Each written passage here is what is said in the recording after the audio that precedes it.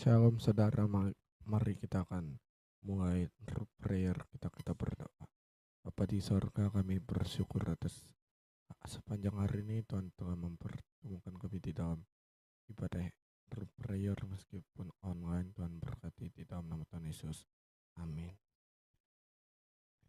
Haleluya.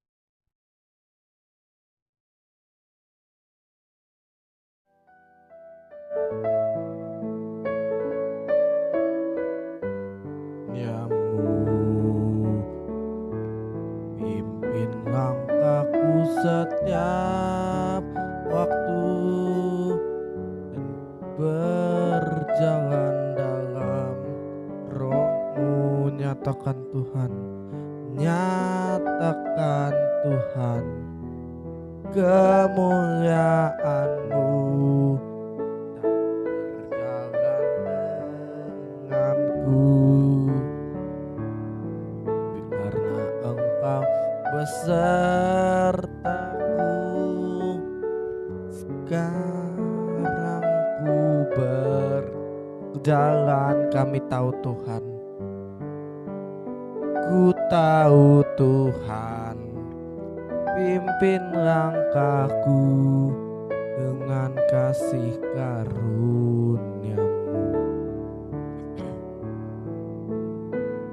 Langkahku setiap waktu berjalan dalam roh-Mu. Ku tahu Tuhan, pimpin dan berjalan denganku. Haleluya. Karena Engkau besertaku.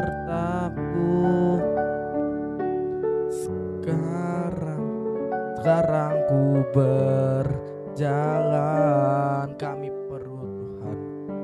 Ku tahu Tuhan, pimpin langkahku dengan kasih karunia-Mu. Pimpin langkahku setiap waktu berjalan dalam roh-Mu. Nyatakan Tuhan,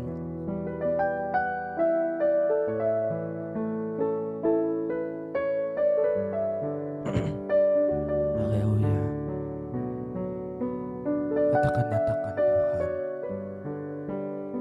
kemuliaan-Mu dan berjalan denganku.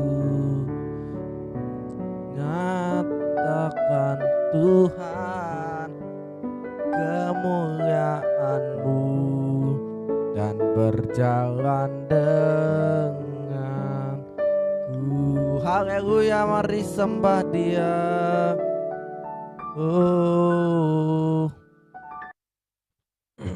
Haleluya. Kami perlu Engkau Tuhan, memimpin jalan kami, karena tanpa Engkau kami tidak bisa berbuat apa-apa. Kami haleluya, Engkau yang menemukan setiap kami. Sembah Dia. Haleluya.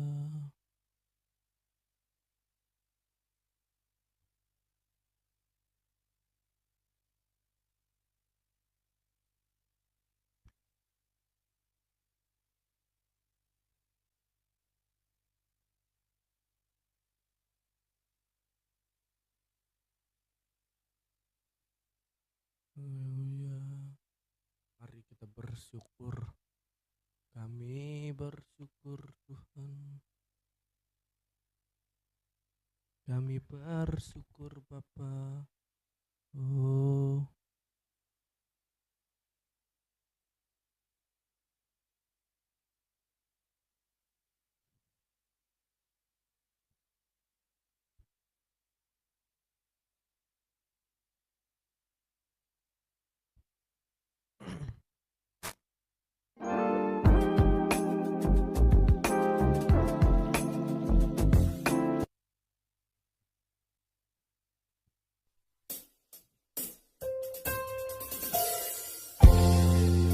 kami bersyukur buat kasih setiamu di dalam hidup kami.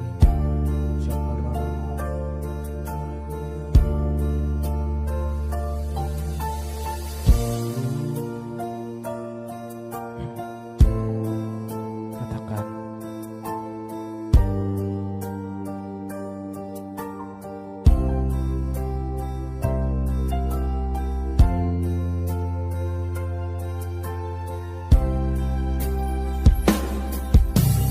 banyak yang kau perbuat di dalam hidupku. Rancangan indahmu terjadi di hidupku. Bapa yang mengerti segala yang ku perlu. Kasihmu sempurna, nyata dalam hidupku.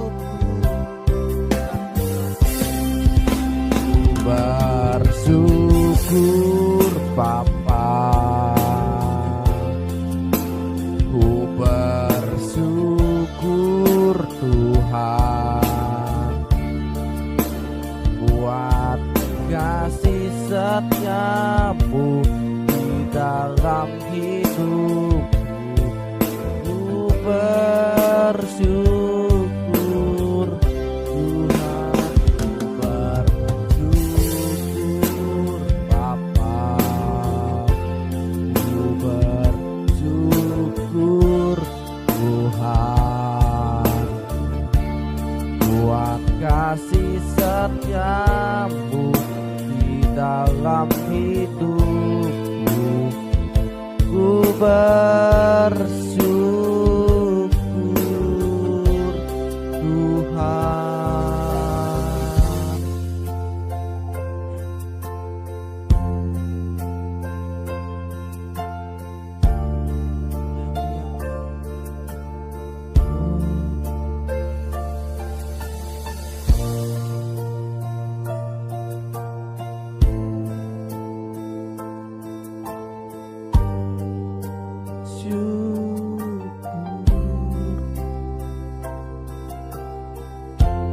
Katakan,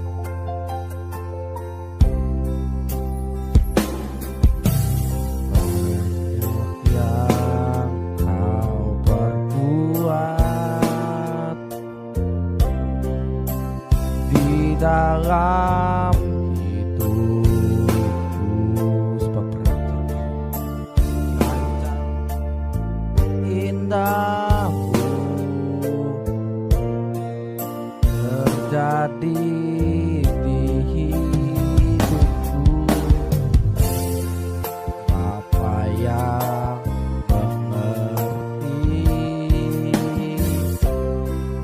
segala yang ku perlu. Kasihmu sempurna,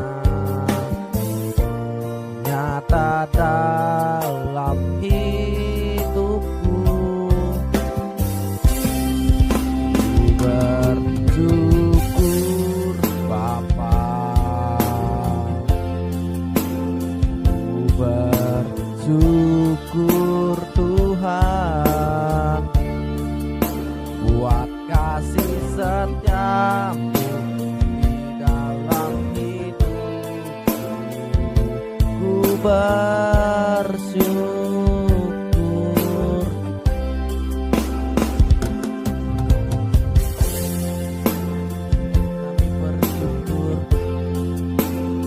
Kami bersyukur Tuhan, karena di dalam setiap hari kami bersyukur.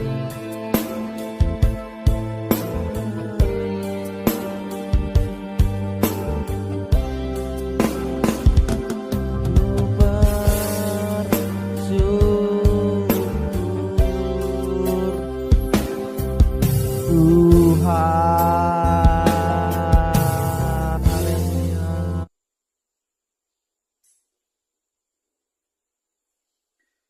Sebelum kita masuk, sebetulnya begini, ada banyak orang tua yang hari-hari ini hanya memberikan ucapan, tetapi tidak menjadikan anak sebagai sahabat. Makanya banyak anak ketika dia besar, dia kuliah, dia mencari tempat kuliah yang jauh dari kampung halaman. Dan pada saat mereka di bis atau di pesawat, lagu yang mereka nyanyikan adalah "Sekarang Saya Sudah Bebas". Kenapa? Karena orang tuanya hanya memberikan wejangan, hanya memberikan peraturan, hanya memberikan perintah, tetapi tidak menjadikan anak seperti sahabat. Nah, hari ini firman Tuhan akan diperdengarkan dari Amsal 22 ayat yang ke-6. Berita baiknya hanya satu ayat saja. Kita membacanya secara bersama-sama. 1, 2, 3. Didiklah orang muda menurut jalan yang patut baginya, maka pada masa tuanya ia pun tidak menyimpang dari jalan itu. Didiklah orang muda menurut jalan yang patut baginya, maka pada masa tuanya ia tidak menyimpang dari jalan itu. Dan ayat firman Tuhan hari ini itu didasari dengan satu tema di bulan kita, bulan keluarga. Bulan keluarga itu bulan Maret dan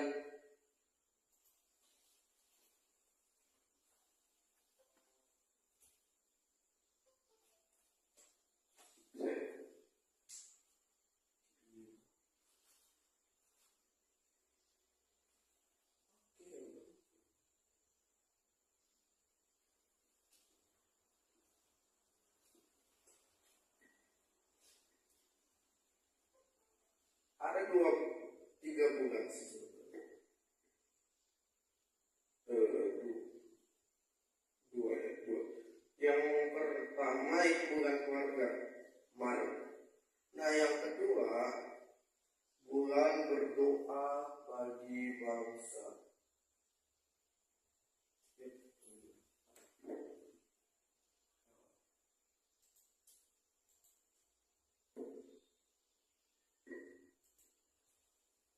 Sepertinya dia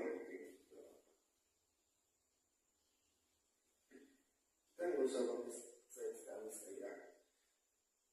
Di dalam ayat ini tadi jelas berkata, didiklah anakmu ke dalam jalan yang patut bagi, maka pada masa tuanya ia tidak akan menyimpang dari jalan.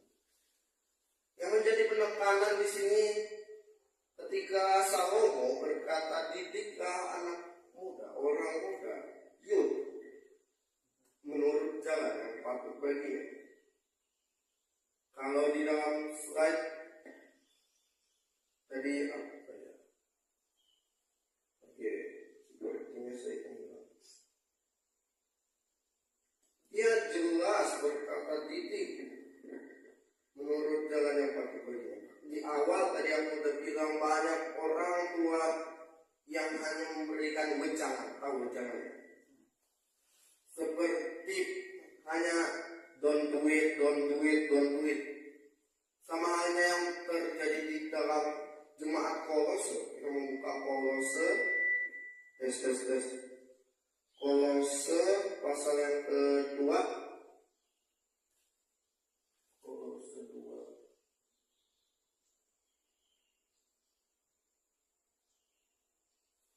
ayat yang ke 18 sampai 23. Kita baca secara bergantian atau ayat genap dan ayat ganjil dan seterusnya. Janganlah biarkan kemenanganmu digagalkan oleh orang yang pura-pura merendahkan diri dan beribadah kepada malaikat-malaikat serta berkanjang pada penglihatan-penglihatan dan tanpa alasan membesar-besarkan diri oleh pikirannya yang duniawi. Sedang ia tidak berpegang teguh kepada kepala, dari mana seluruh tubuh yang ditunjang dan diikat menjadi satu oleh urat-urat dan sendi-sendi menerima pertumbuhan ilahi. Apabila kamu telah mati bersama-sama dengan Kristus dan kamu dibebaskan dari roh-roh dunia, mengapa kamu menaklukkan dirimu pada rupa-rupa peraturan seolah-olah kamu masih hidup di dunia? Dan jangan jamah ini, jangan cacat itu, jangan sentuh itu. Semuanya itu hanya mengenai barang yang binasa oleh pemakaian dan hanya menurut perintah-perintah dan ajaran-ajaran manusia. Sama-sama. Peraturan-peraturan ini walaupun nampaknya penuh hikmat dengan ibadah buatan sendiri seperti merendahkan diri, menyiksa diri, tidak ada gunanya selain untuk memuaskan nafsu dunia, memuaskan hidup dunia. Kalau di slide tadi baru ingat ngetik itu pamang street preference apa itu? Yang pertama itu adalah berfokus pada kepatuhan terhadap otoritas. Yang pertama cirinya adalah dia menjadi dingin, cuek dan hati. Nah yang kedua, tidak segan, tidak ragu untuk memberikan hukuman kepada anak. Yang ketiga, dia tidak memberikan pilihan. Sebetulnya Bapak tak bisa mengubah. Aku ingin fokus pada yang ketiga ini, tidak memberi pilihan. Ibu Gembala kami kemudian pernah berkata gini, dia tidak diberikan orang tuanya itu, bapaknya itu seperti dingin kepada dia, jarang banget memberitahukan bahwa dia sayang, dia kangen gitu, enggak pernah. Dia hanya tidak pernah mengungkapkan langsung dengan kata-kata. Ketika dia kuliah, pilihannya hanya dua, dokter umum apa dokter hewan. Kenapa nggak sekaligus dibikin dokter gigi?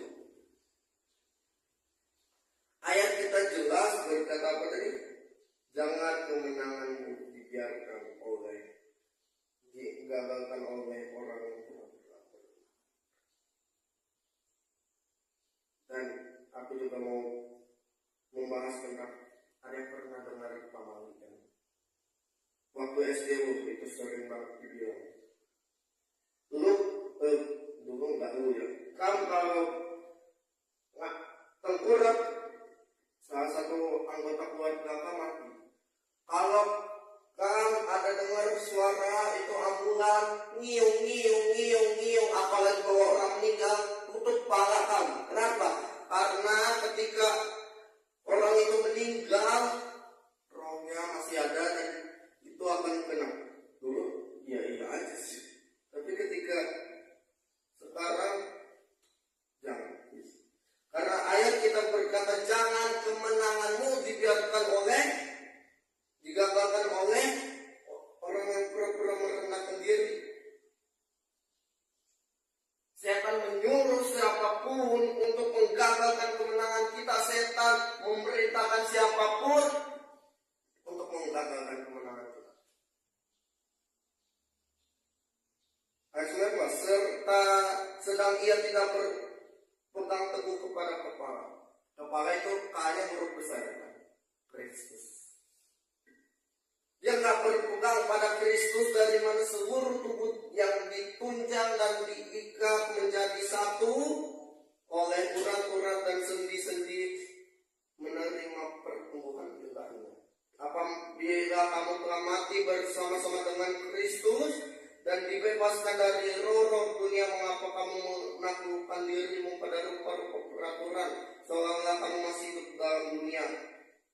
Kita baca ayat 21 secara bersama-sama. 1, 2, 3. Jangan jamah ini, jangan kecap itu, jangan sesuai. Ada yang pernah dengar?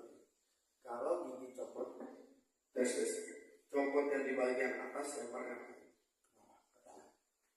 Kalau copotnya di bagian bawah, lempar ke atas.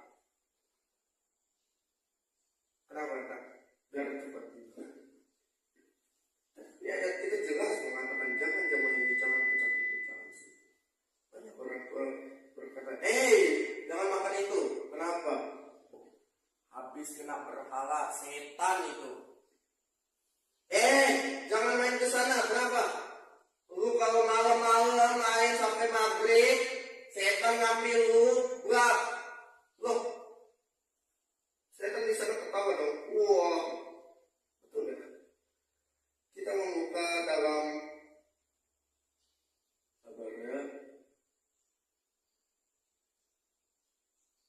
Amos pasal yang kelima ayat yang keempat. Sebab beginilah firman Tuhan kepada kaum Israel, carilah aku maka kamu akan hidup. Aku itu siapa? Aku itu Yesus. Carilah Yesus maka kamu akan hidup. Bukan hanya hidup, tetapi hidup dan berkuasa.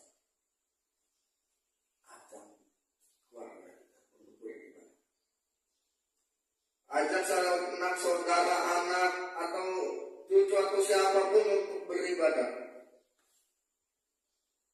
Ketika Musa menghadap Firaun, dia bilang, saya mau mengajak orang-orang Israel kepadamu.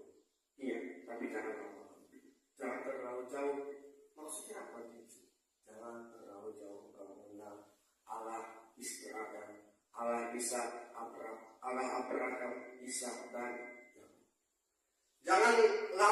Jangan terlalu jauh, itu artinya jangan terlalu mengenal, sekedar ibadah saja. Tetapi itu yang pertama. Yang kedua berkatanya, Firaun, gua mau ngajak mereka ibadah nih. Iya, tapi jangan semua anggota keluarga.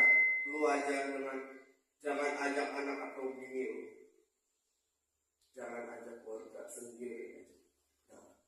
Firaun tahu kalau ini Firaun menggambarkan setan yang mencobai berkata, ya deh boleh ibadah, boleh tapi anakku tinggal, bini lu tinggal. Ketiga kalinya Musa menghadap Firaun, dia bilang, Firaun, gua mau ibadah nih sama mereka. Iya boleh, lu boleh ajak keluarga lu, boleh terlalu jauh mengenal Allah Abraham, Ishak dan Yakub. Tapi ingat, jangan bawa kambing domba, lembu sapi, atau burung-burung apapun, jangan. Artinya, jangan bawa harta.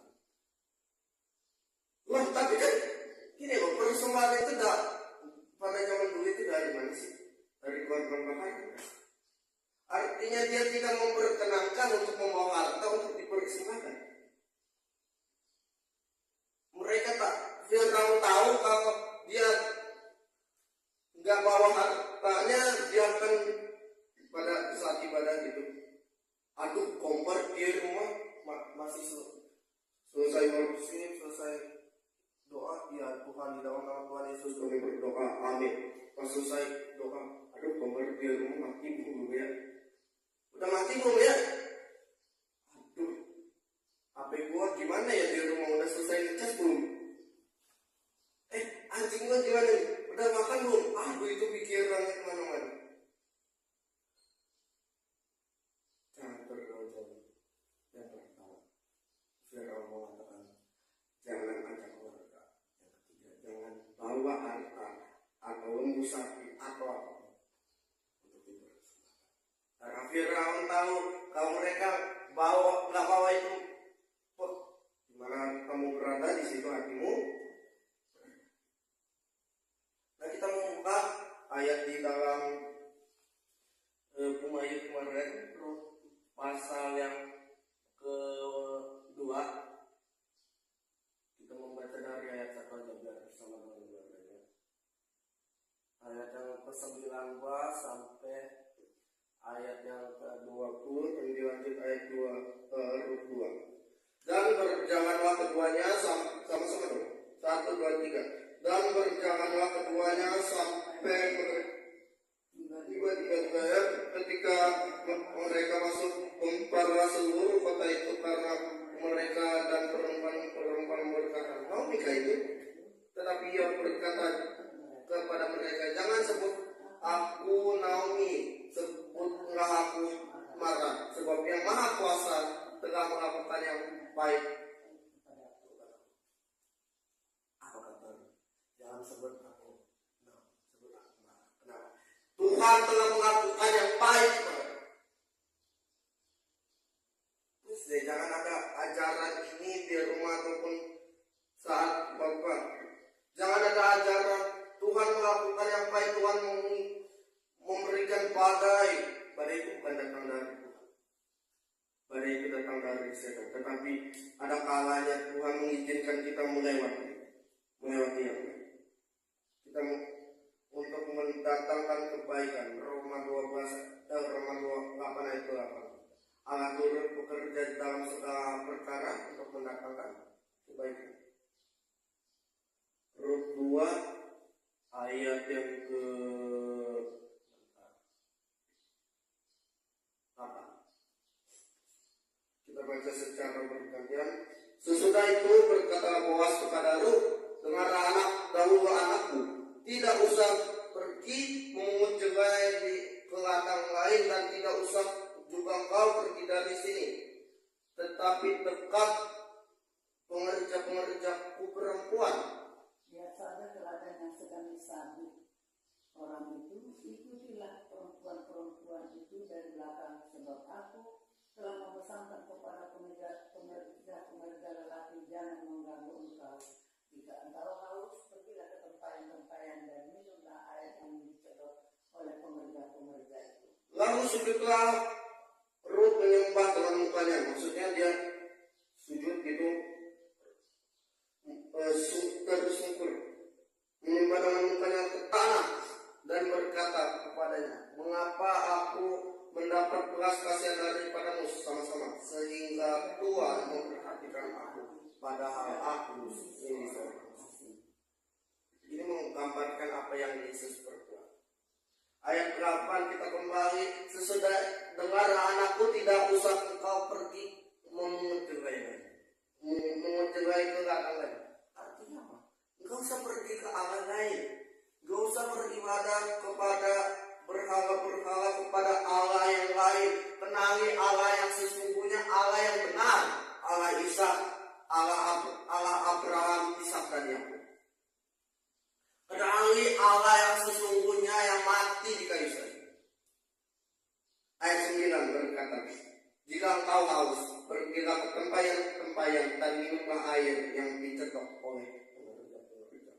Kalau engkau haus," ada firman, "ajak keluargamu untuk mendengarkan firman. Kalau engkau haus," ada firman, "dia menyediakan makanan rohani." "Mengapa aku mendapat belas kasihan daripadamu, sehingga aku seorang asing, sehingga Tuhan memperhatikan aku." Artinya, ketika kita seorang asing, ketika kita masih menjadi seteru Tuhan karena kita berdosa, Dia sesungguhnya telah memperhatikan kita. Perempuan yang ketahuan berzina, Yesus sudah menghukumnya.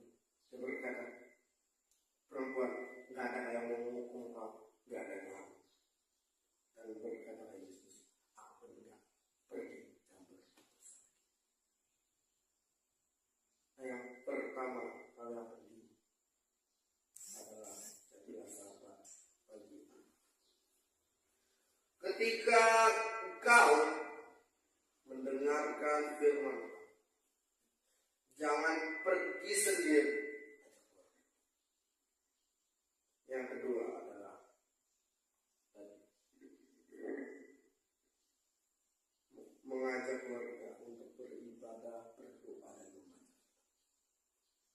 Ayat ini topik ini diambil dari pelajaran agama Katolik Islam. Beribadah, berdoa, dan membaca. Akan ada banyak badai.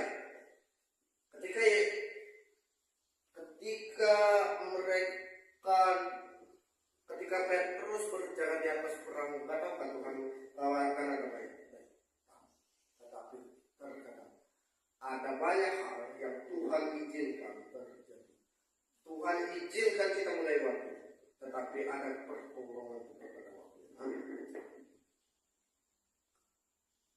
Ketika Yesus ada di situ berjalan di atas air, Petrus yang membuat Petrus tenggelam bukan tiupan angin, tetapi ketakutan dan ketidakpercayaan, kebimbangan. Tetapi dia berkata, doa yang sangat rohani, Tuhan tolong. Bisnismu, karirmu, studimu sedang tidak baik-baik saja, Tuhan tolong. Ketika ada badai di situ, mereka naik ke atas perahu. Mereka mengizinkan Yesus naik ke atas perahu. Perahu yang berbicara hidup dan pekerjaan. Ketika Yesus naik ke atas, masuk ke dalam hidupmu, ke dalam pekerjaanmu, ke dalam bisnismu, ke dalam studimu, badai. Kalaupun badainya belum selesai, kita diberi kekuatan untuk menang.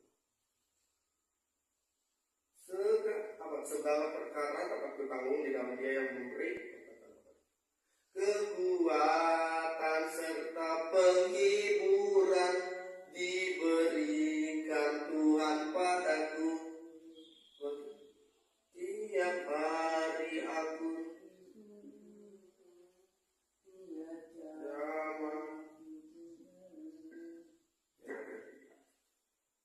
yang ketiga adalah terakhir.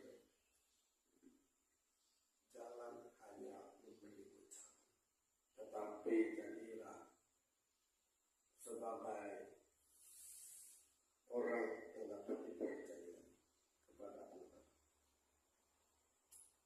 Anak seperti Diuk kemarin butuh pengakuan, butuh pemujian. Mereka usahakan pengakuan betul.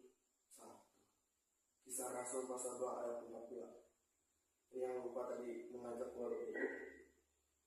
Ketika mereka mendengar firman, memecah roti, mereka percaya. Hal yang sama ketika kita percaya, akan banyak mujizat terjadi. Jangan penting. Tetapi sekali lagi banyak anak teman yang lagi. Sekarang saya sudah jelas. Orang tua mereka tidak memberikan apa yang mereka curhatkan. Maaf, ini satu kesaksian. Ketika Pastor Abu dan semenjak kecil dia tidak tahu siapanya. Pas dia remaja itu dia ikut nakal, dia ikut kenakalan sampai pernah ditahan. Tapi dia ada rasa kebencian di dalam hatinya kepada ayah. Dia nggak tahu siapa ayahnya, dia mau nanya ibunya udah meninggal. Ketika di situ dia mencari ayahnya keliling seminggu. Dalam hatinya, di mana bapakmu? Kalaupun masih hidup, di mana rumahnya? Dari tak datang, wah, karena ada kebencian di dalam hati. Ketika ayahnya udah meninggal, di mana kuburannya? Dan buang dia itu kuburan. Tetapi pencarian itu selesai ketika dia mengenal Yesus.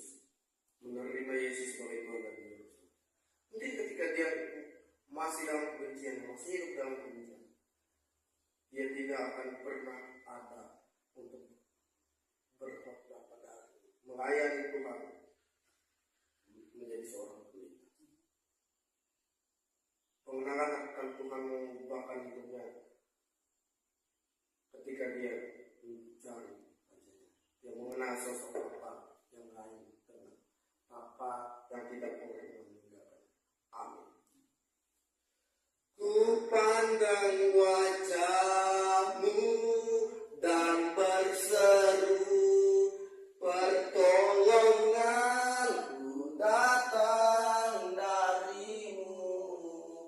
Peganglah. Terimalah berkat dari Allah Bapa,